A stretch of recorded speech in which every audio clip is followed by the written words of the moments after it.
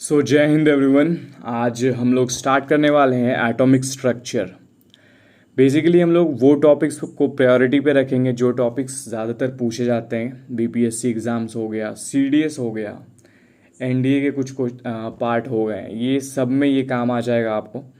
और ऐसे ही हम लोग टॉपिक को पढ़ते जाएंगे। जो भी आपको इम्पोर्टेंट लगे कि भाई ये चैप्टर करवा दो, ये टॉपिक करवा दो, तो आप लोग कमेंट में बता सकते हो कि कैसे हम लोग शुरू करेंगे।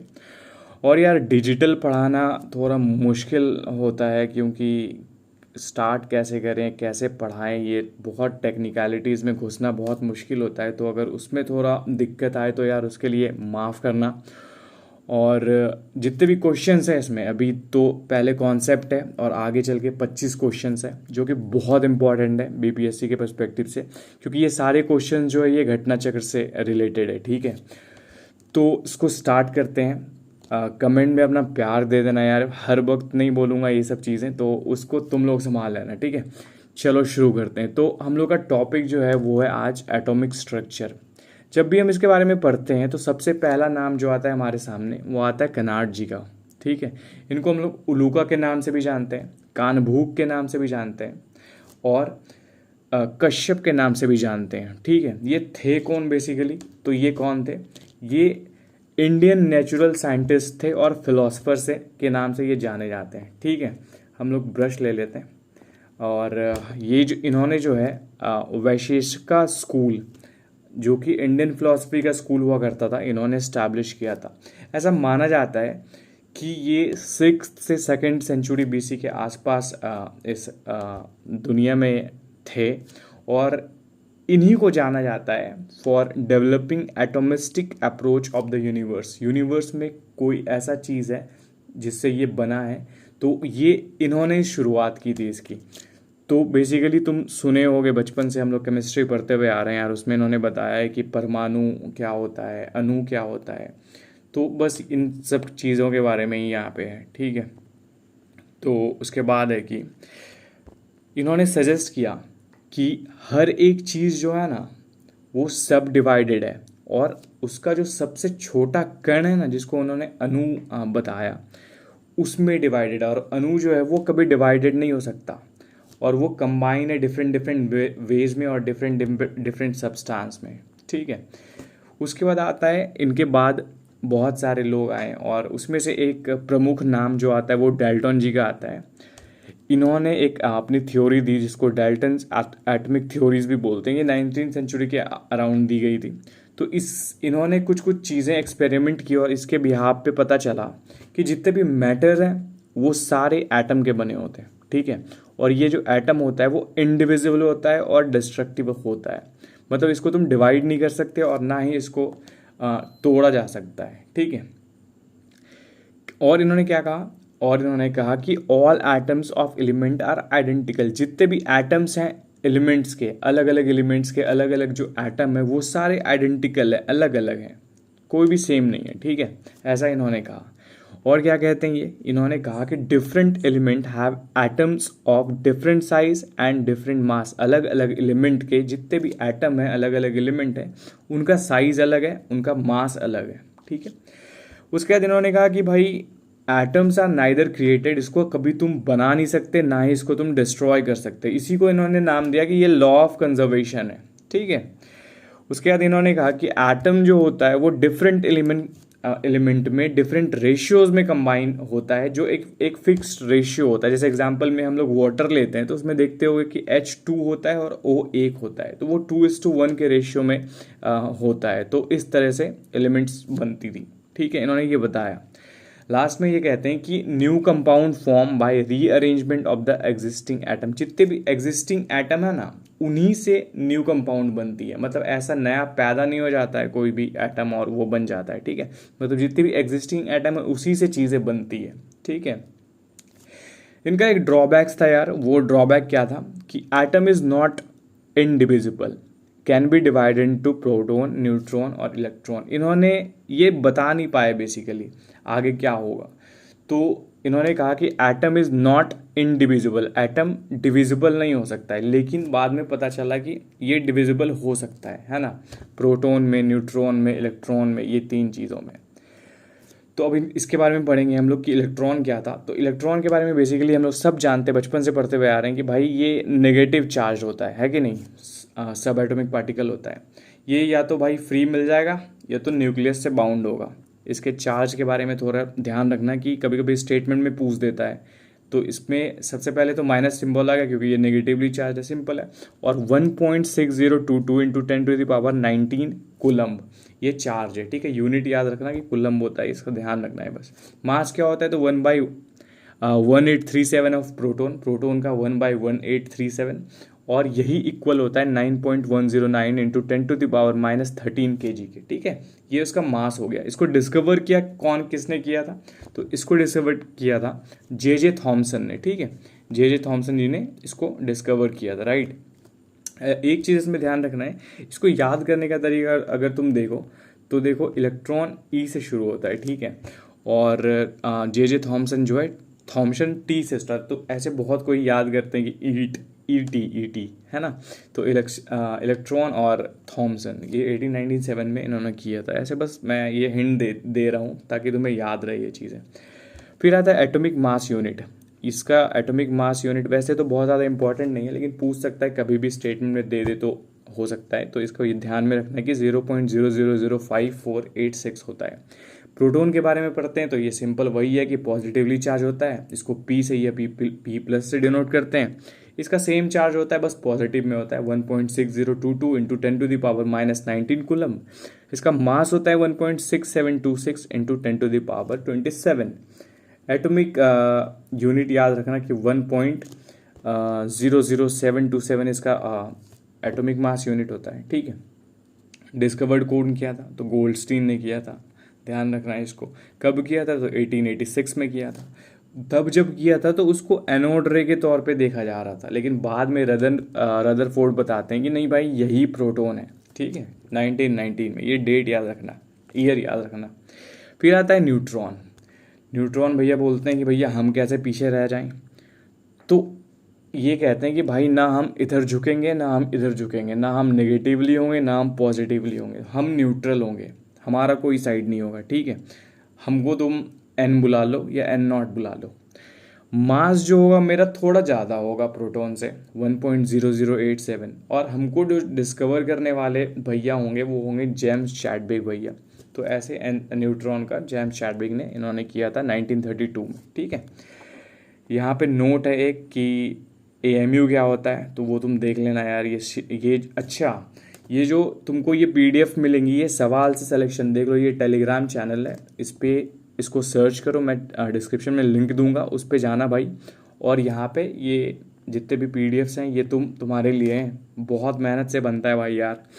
तो इसका फ़ायदा उठाओ और रिवीजन करने के लिए ये परफेक्ट है, ठीक है। फिर आता है कॉन्स्टिट्यूएंट के बारे में पढ़ते हैं, कैसे बनता है एटॉमिक न्यूक्लियस। ये बहुत इंपॉर्टेंट है, गौर से सुनना कि एटॉमिक न्यूक्लियस जो है दो चीज़ों से बनता है, ठीक है। किस किस चीज़ों से, प्रोटॉन से और न्यूट्रॉन से। प्रोटॉन और न्यूट्रॉन मिला के एटॉमिक न्यूक्लियस बनता है, और प्रोटॉन न्यूट्रॉन दोनों को मिला के उसको न्यूक्लियॉन बोलते हैं, ठीक है। इसका डिस्कवर कौन किया था, इसको डिस्कवर किए थे रदरफोर्ड जी। कब, तो 1911 में, ठीक है। एक मार्सन गोल्ड फॉइल एक्सपेरिमेंट हुआ था 1909 में, उस टाइम की बात है ये। अब कहता है कि प्रोटॉन और न्यूट्रॉन जो है वो एक न्यूक्लियर फोर्स से बंधे हुए हैं, और इसी के अराउंड जो रिवॉल्व करता है वो कौन करता है, तो वो इलेक्ट्रॉन करता है, ठीक है, इसको बैलेंस करने के लिए। आगे बढ़ते हैं, फिर पढ़ते हैं, दो तीन चीज़ें हैं टर्म्स, उसके बाद क्वेश्चन ही क्वेश्चन है भाई, बहुत इंपॉर्टेंट क्वेश्चन है, मैं बोलूँगा वो करके जाना। तुम्हें लगता है कि तुम्हारा प्रिपरेशन बहुत अच्छा है तो भाई प्लीज़ उसको ट्राई करो। हर एक का आंसर मुझे कमेंट में बताओ कि सच में तुम्हें आता है नहीं आता है, गैस करो। अगर लगता है कि भाई इस क्वेश्चन में दिक्कत है तो बताओ कमेंट में। हाँ, गलती मेरे से भी हो सकती है भाई, तो प्लीज़ अगर वैसा कुछ गलती हो तो बताना यार कमेंट में कि भैया ये वाला चीज़ गलत हो गया था तो उसको सही कर लो, तो मैं आगे इम्प्रूव करूँगा उसको, ठीक है। मैं नया हूँ भाई इस फील्ड में, तो I will need your support, right. तो चलो अब आगे बढ़ते हैं, एटॉमिक नंबर पढ़ते हैं। एटॉमिक नंबर बेसिकली होता क्या है, तो जितने भी नंबर ऑफ प्रोटॉन होते हैं ना न्यूक्लियस में, उसी को एटॉमिक नंबर बोलते हैं, और कुछ नहीं है। एटॉमिक नंबर क्या है, तो नंबर ऑफ प्रोटॉन जो होते हैं न्यूक्लियस में वही एटॉमिक नंबर है। क्या होता है भाई, ये यूनिक होता है, हर एलिमेंट का अलग प्रोटॉन अलग नंबर ऑफ प्रोटॉन होता है, तो अलग एटॉमिक नंबर हो जाएगा, है कि नहीं। और ये डिटरमाइन करता है केमिकल आइडेंटिटी और पीरियोडिक टेबल पोजीशन। ये दो चीज़ ध्यान में रखना है कि पीरियोडिक टेबल में पोजीशन डिटरमाइन करता है। ये क्यों डिटरमाइन करता है? तो नंबर ऑफ प्रोटॉन जो होता है न्यूक्लियस में, जो एटॉमिक नंबर होता है बेसिकली, वो तो नंबरिंग वाइज ही होगा ना, तो जितने जिसके नंबर होंगे उस हिसाब से उसको अरेंजमेंट मिलेगी। तो यही ये कह रहा है, एग्जाम्पल दे रहा है कि हाइड्रोजन का जो है वो प्रोटॉन 1 है। अब आते हैं मास नंबर पे। मास नंबर क्या होता है? तो ये दो चीज़ों से मिलके बनता है भाई। क्या चीज़ से? तो नंबर ऑफ प्रोटॉन से और न्यूट्रॉन से, दो चीज़ों से बनता है, प्रोटॉन और न्यूट्रॉन से। हम लोग ऊपर देखे थे कि भाई प्रोटॉन और न्यूट्रॉन को क्या बोलते हैं? न्यूक्लियॉन्स बोलते हैं, ठीक है। बेसिकली मास नंबर जो होता है वो न्यूक्लियॉन्स होता है, ठीक है। ये डिटरमाइन करता है एटॉमिक मास को, एटॉमिक मास को डिटरमाइन करता है। और मास नंबर वेरी होता है, ठीक है, जिसको आइसोटोप्स भी बोलते हैं। आगे बढ़ते हैं, एटॉमिक वेट्स, ये इक्वल टू मास नंबर ही होता है, ठीक है। इसमें ध्यान रखने वाली कोई ज़्यादा चीज़ है नहीं। Atomic weight equals to number of proton plus number of neutrons, बस खत्म। आइसो इलेक्ट्रॉनिक का बात करें तो कुछ नहीं है भाई, ये इसमें क्या होता है, इक्वल नंबर ऑफ इलेक्ट्रॉन अगर है तो वो आइसो इलेक्ट्रॉनिक है, बात खत्म, सिंपल है एकदम। जिसमें सेम नंबर ऑफ इलेक्ट्रॉन है तो वो आइसो इलेक्ट्रॉनिक है। दो वर्ड से ये बना है, आइसो प्लस इलेक्ट्रॉनिक। आइसो मतलब सेम, इलेक्ट्रॉनिक मतलब इलेक्ट्रॉन, खत्म। एग्जाम्पल इसमें क्या क्या है? एग्जाम्पल में देखोगे तो नियॉन है, यहाँ पे सिंबल का थोड़ा इशू आया है क्योंकि ये सबको कैपिटल कर दिया है इसलिए। तो नियॉन को तुम देखोगे तो 10 है वैसे तो, 28 तो ठीक है, लेकिन सोडियम का तुम देखोगे तो 11 होता है ना एटॉमिक नंबर, तो 281 होना चाहिए। तो प्लस सिंबल जो है वो 1 इसलिए है, प्लस सिंबल इसलिए है कि एक जो है वो उसने डोनेट कर रखा है, तो इसलिए प्लस है। तो इलेक्ट्रॉन तो सेम है, 28 उसके पास भी है, 28 इसके पास भी है, 28 Mg2 के पास भी है, F माइनस के पास भी है। तो इसी को बोलते हैं क्या? इसी को बोलते हैं आइसो इलेक्ट्रॉनिक, ठीक है। अब पढ़ते हैं आइसोटोप्स क्या होता है। आइसोटोप्स के बारे में अगर हम लोग पढ़ें तो इसमें क्या होता है कि जितने भी एलिमेंट्स होते हैं जिसके पास सेम एटॉमिक नंबर होता है लेकिन मास नंबर डिफरेंट होता है, उसको आइसोटोप्स बोलते हैं। इसमें यही याद रखना है कि जिसका सेम एटॉमिक नंबर हो, मास नंबर डिफरेंट हो, बस इतनी चीज़ें याद रखनी है। और इसमें क्या है कि इसी के बेसिस पे जो है ना, the place of isotope is same in the periodic table, क्योंकि एटॉमिक नंबर सेम है तो प्लेस भी तो सेम होगा पीरियोडिक टेबल में, ठीक है। ये ध्यान रखने वाली चीज़ है। अब यहाँ पे पढ़ेंगे हम लोग, हाइड्रोजन का 3 आइसोटोप है। कौन कौन सा है भैया? तो पहला प्रोटियम है, ठीक है, ड्यूट्रियम है और ट्राइटियम है। प्रोटियम की बात करें तो इसका एटॉमिक नंबर 1 है, प्रोटॉन 1 है और न्यूट्रॉन 1 है। और हम लोग ऊपर क्या पढ़े थे, प्रोटॉन प्लस न्यूट्रॉन जो होता है वो एटॉमिक मास होता है, एटॉमिक मास होता है, इसलिए यहाँ पे तुम देखोगे कि 1 + 0 = 1 है, ठीक है। ड्यूट्रियम की बात करें तो एटॉमिक नंबर 1 है, प्रोटॉन 1 है, न्यूट्रॉन 1 है। ऊपर हम लोग पढ़े थे प्रोटॉन प्लस न्यूट्रॉन जो होता है वो मेरा क्या होता है, एटॉमिक मास होता है। तो 1 + 1 जो है यहाँ पे 2 है, ठीक है। उसी तरह ट्राइटियम में यहाँ पे 3 है, क्यों? क्योंकि 1 + 2 3 है, ठीक है। ये चीज़ें ध्यान रखनी है। अब आगे बढ़ते हैं हम लोग। एक चीज़ यहाँ पे ये भी याद रखना यार, ये इंपॉर्टेंट है कि ऑक्सीजन का जो आइसोटोप है, हाइड्रोजन का तो आइसोटोप हमने बहुत बार पढ़ा है, लेकिन ऑक्सीजन का आइसोटोप ध्यान रखना, ये चीज़ है, ठीक है। ये इंपॉर्टेंट है, कभी भी कैसे भी घुमा के पूछ सकता है तुमसे। अब आता है आइसोबार्स के बारे में पढ़ते हैं। आइसोबार्स क्या होता है भैया? देखो, सबसे आसान तरीका बताऊँ इसको याद रखने का।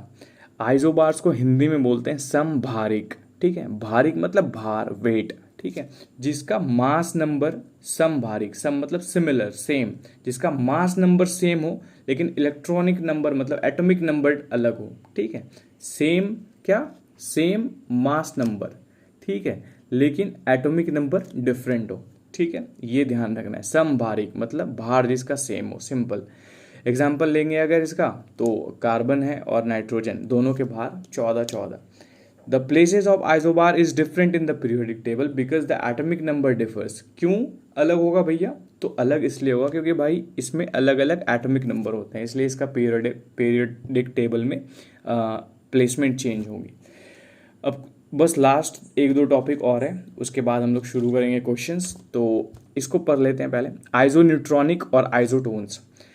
इसके बारे में पढ़ेंगे तो इसमें क्या है भैया, ये सिंपल भाषा में अगर समझे, आइसो न्यूट्रॉनिक जिसके सेम नंबर ऑफ न्यूट्रॉन होंगे। आइसो मतलब सेम, न्यूट्रॉन मतलब न्यूट्रॉन जिसके सेम, इसी को आइसोटोन्स भी बोलते हैं, ठीक है। तो इसको याद कैसे रखेंगे, यहाँ पे देखो नाम में ही है वैसे ये तो। उसके बाद एग्जाम्पल्स देख लेते हैं। हाइड्रोजन और हीलियम, हाइड्रोजन के 3 और हीलियम के 4, both have same number of neutron, दोनों के पास जो है न्यूट्रॉन तो सेम नंबर का है, जो कि कितना है, 2 है। कैसे पता चला भैया कि न्यूट्रॉन 2 है? तो देखो हाइड्रोजन का ऊपर 3 है तो नीचे 1 होगा, 3 माइनस 1 2 हो जाएगा इस टाइप से। और हीलियम का ऊपर 4 है नीचे 2 होगा तो 4 माइनस 2 2 हो जाएगा, 2 न्यूट्रॉन हो गया। उसी तरह तीनों को एग्जाम्पल में, ये एग्जाम्पल इंपॉर्टेंट है, इसको ध्यान में रखना है, ठीक है, इसको पढ़ना अच्छे से। अब आते हैं रेडियो एक्टिविटी। बस रेडियो एक्टिविटी लास्ट टॉपिक है, इसको कंप्लीट करते ही हम लोग क्वेश्चंस की तरफ बढ़ेंगे, ठीक है। होता क्या है भैया रेडियो एक्टिविटी? तो सबसे आसान तरीके से अगर हम समझें तो जितने भी अनस्टेबल एलिमेंट होते हैं ना, वो तुम नोटिस करते हो कि कभी भी फ्री स्टेट में नहीं पाया जाता है। वो क्या होता है भैया? तो वो तुरंत ना उड़ जाता है या किसी से रिएक्ट कर लेता है या तो कुछ हो जाता है। तो जो बहुत जल्दी रिएक्ट करता है ना, उसको हम लोग रेडियो एक्टिव मटेरियल बोलते हैं। यहाँ पे देखो लिखा भी होगा कि elements have spontaneous disintegration character, मतलब जो बहुत जल्दी डिसइंटीग्रेट हो जाता है उसी को हम लोग बोलते हैं रेडियो एक्टिव सब्सटेंस, ठीक है। अब होता क्या है इसमें भैया? तो अल्फा होता है, बीटा होता है, गामा, ये 3 तरह की रे इमिट होता है जब ये डिसइंटीग्रेट होता है, बस ये ध्यान रखना है। अब आगे क्या पढ़ना है, एक दो चीज़ और पॉइंटर्स में क्या क्या है। Radio activity is a nuclear reaction, ये क्या है? न्यूक्लियर रिएक्शन है, नॉट अ केमिकल रिएक्शन। भाई सुनो, ये वाला पॉइंट्स ना ध्यान में रखना। क्यों? क्योंकि ना ये तुमको पॉइंटर्स में फंसा देगा। वो जो 1 2 2 1 ऐसे करके जो क्वेश्चंस आते हैं ना, उसमें ये पूछ लेगा कि भैया ये केमिकल रिएक्शन है, और पता चला वो तो ऑप्शन ही गलत था, ठीक है, ये ध्यान में रखना है इसको।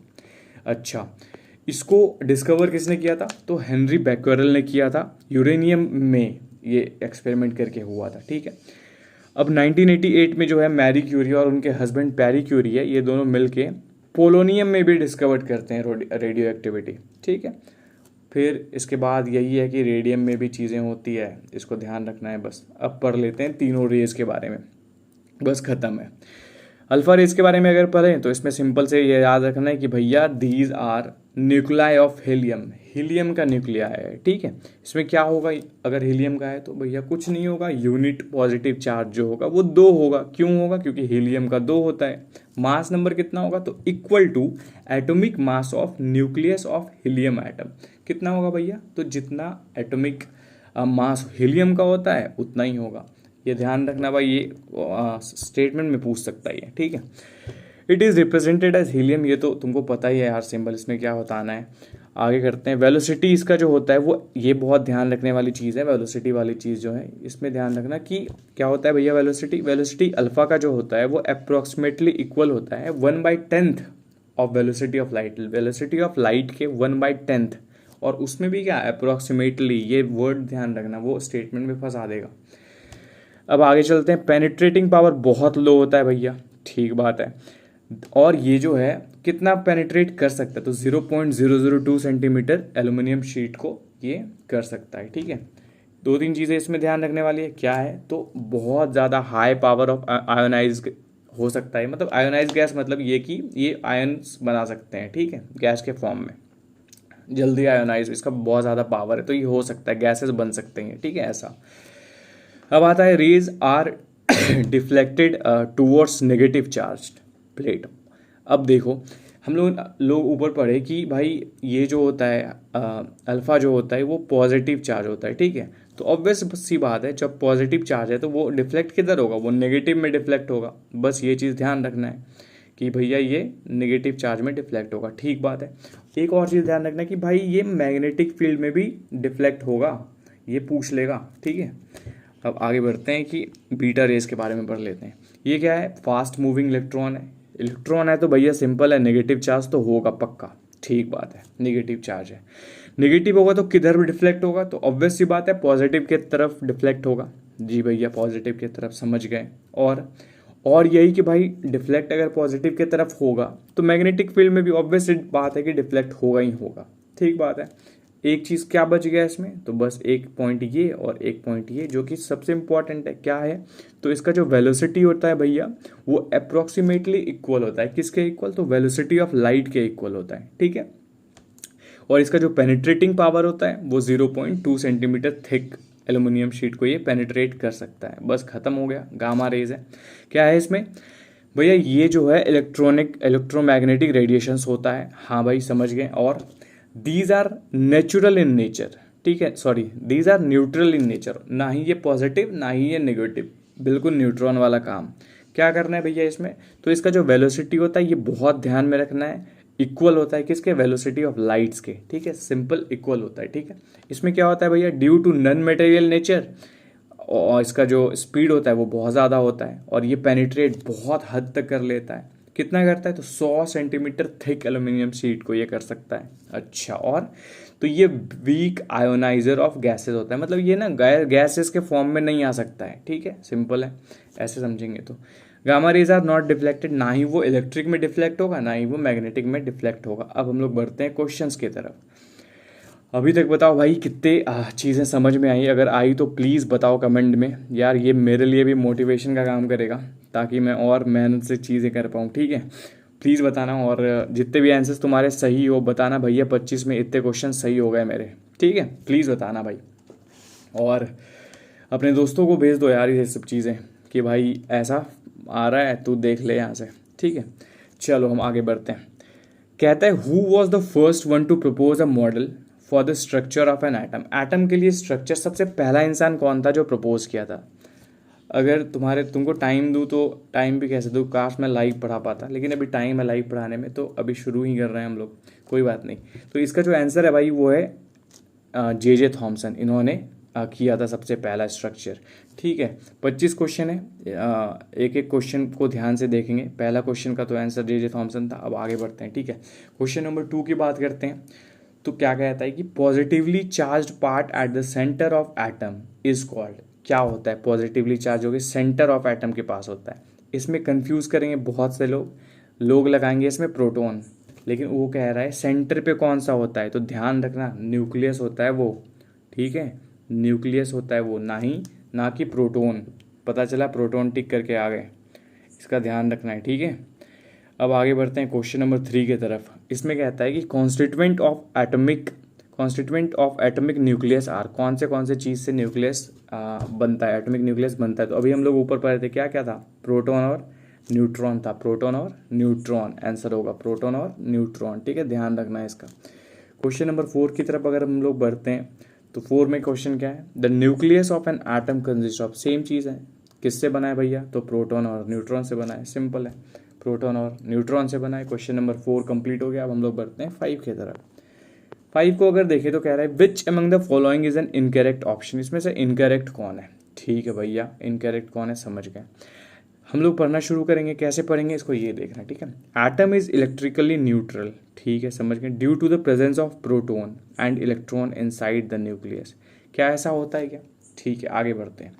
इलेक्ट्रॉन्स आर निगेटिवली चार्ज, हाँ भैया निगेटिवली चार्ज तो पता है, ये तो होता है, निगेटिवली चार्ज तो होता है, समझ गया। अगला पढ़ेंगे, ये तो सही है मतलब, ठीक है। Atomic number is the number of proton in the atom of an element, atomic number क्या होता है, नंबर ऑफ प्रोटॉन, तब जी भैया ये तो बिल्कुल सही है, ये तो अभी थोड़ी देर पहले आपने बताया, ठीक बात है। डी पढ़ते हैं। Isotope are useful as nuclear fuel in medical field and in carbon, बिल्कुल ये भी स्टेटमेंट बहुत सही है भाई, ये बिल्कुल सही है। तो हम इसमें से गलत कौन सा हो गया, तो ए जो है नॉट करेक्ट है, ठीक है, ये सही नहीं है, ये बिल्कुल गलत है। तो हम लोग 5 हो गया। अब 6 नंबर की तरफ बढ़ते हैं, ठीक है। और which of the following statement about molecular structure is correct, कौन सा मॉलिक्यूलर स्ट्रक्चर के बारे में करेक्ट है। तो इसमें जो करेक्ट आंसर है वो है कौन सा, neutron and electron are found inside the nucleus and proton revolves around, ये तो बिल्कुल गलत बात है भाई, ऐसा थोड़ी होता है, प्रोटॉन थोड़ी रिवॉल्व करता है न्यूक्लियस के, ये तो गलत हो गया।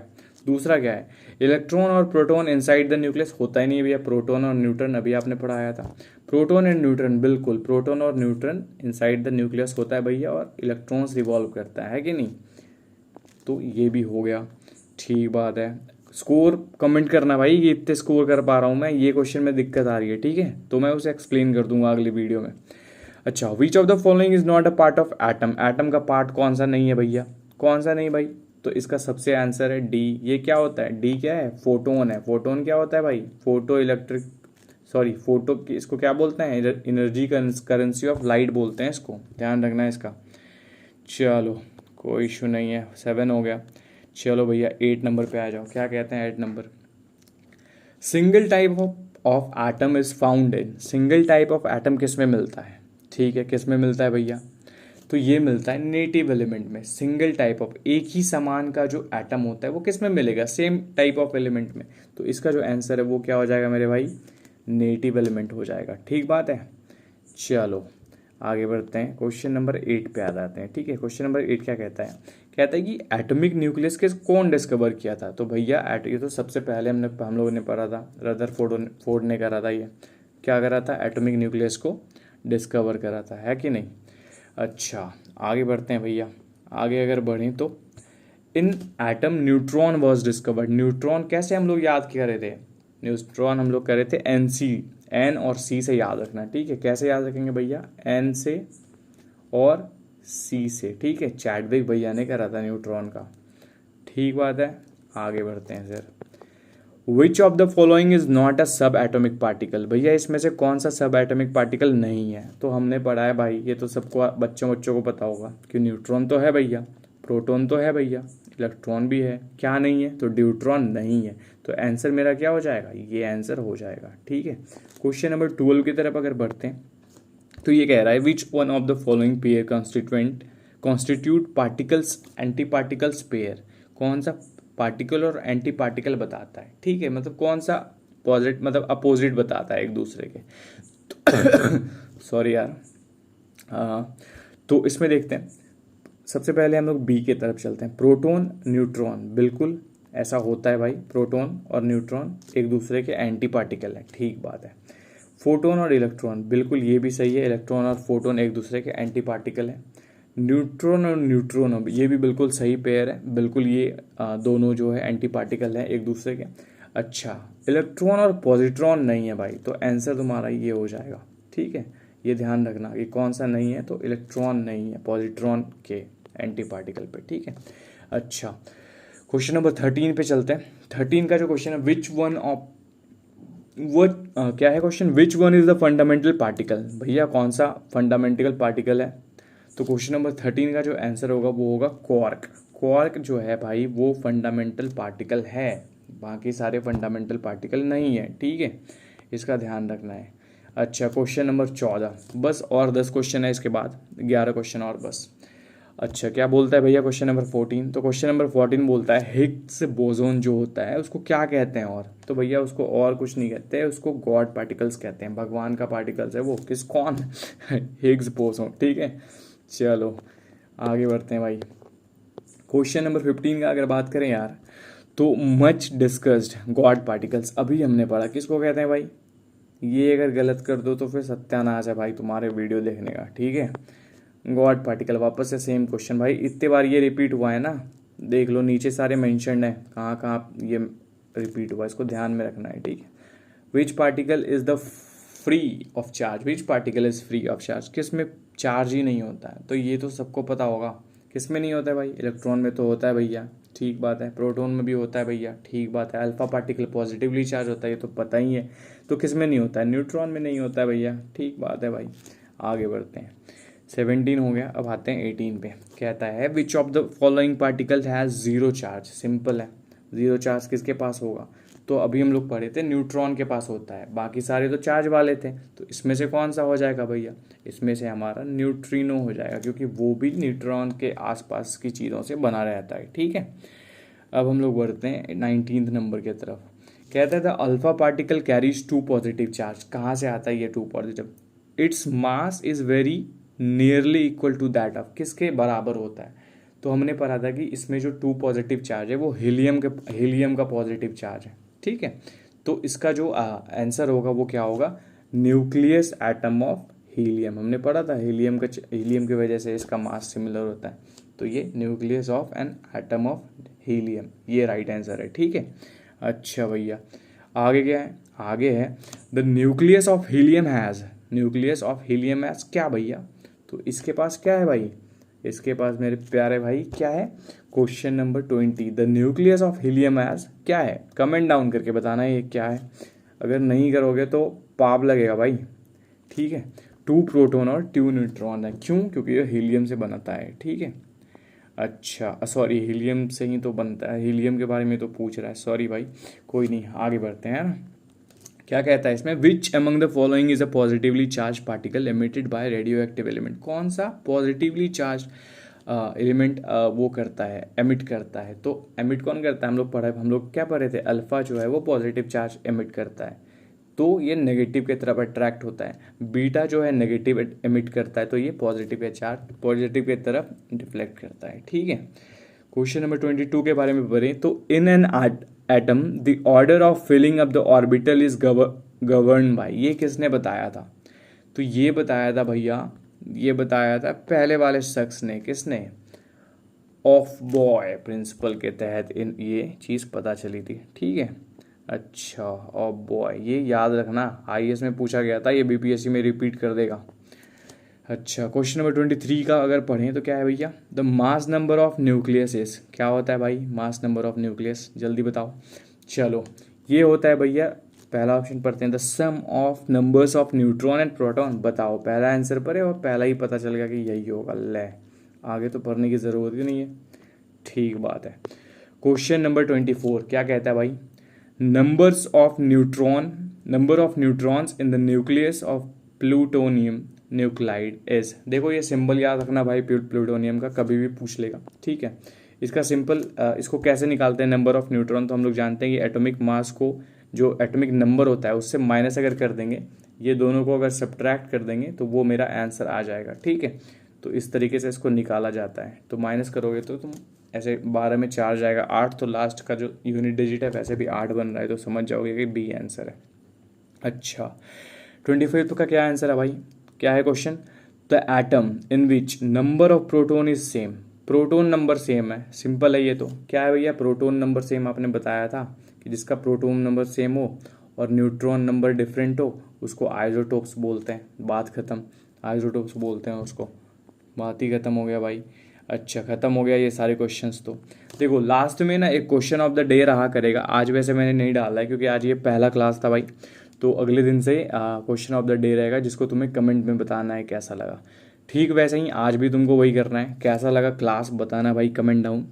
कोई भी टॉपिक में प्रॉब्लम हो भाई बताना कि कौन सा टॉपिक कवर करना है, भैया ये टॉपिक कवर कर दो, ये इंपॉर्टेंट है, ये इंपॉर्टेंट है। ठीक है, अभी हम लोग 10 दिन है हमारे पास, 13 तारीख के आसपास एग्ज़ाम्स हैं और लगभग आज 1 तारीख है, तो अभी हम लोग 10 दिन तो प्रॉपर है हमारे पास। तो उस 10 दिन में मैं ट्राई करूंगा कि साइंस की जितने भी इंपॉर्टेंट टॉपिक्स हैं ना वो कवर कर दूं, क्योंकि साइंस से बहुत क्वेश्चंस आते हैं। ठीक है, तो उस हिसाब से चीज़ें कवर करते चलेंगे हम लोग। बाकी कोई भी डाउट हो क्वेश्चन उसमें बताना, और भाई ये टेलीग्राम ज़रूर वो कर लेना यार, ऐड हो जाना इसमें, सवाल से सिलेक्शन में, इसमें चीज़ें, इसमें ये पीडीएफ्स वगैरह जाती रहेंगी, और कोई भी दिक्कत हो तो भाई कमेंट में बताना है। ठीक है, तो जय हिंद भाई, और thank you for joining the class. अगर तुम ये ऑफलाइन देख रहे हो तो प्लीज़ बताओ कैसा लगा, और कोई सजेशन हो भाई, कोई दिक्कत हो, कोई परेशानी आई हो देखते हुए, तो सॉरी उसके लिए यार, माफ़ करना, मेरा पहला क्लास था ये, और hope I will do my best भाई आगे आने वाले टाइम में। Thank you and Jai Hind once again guys, thank you.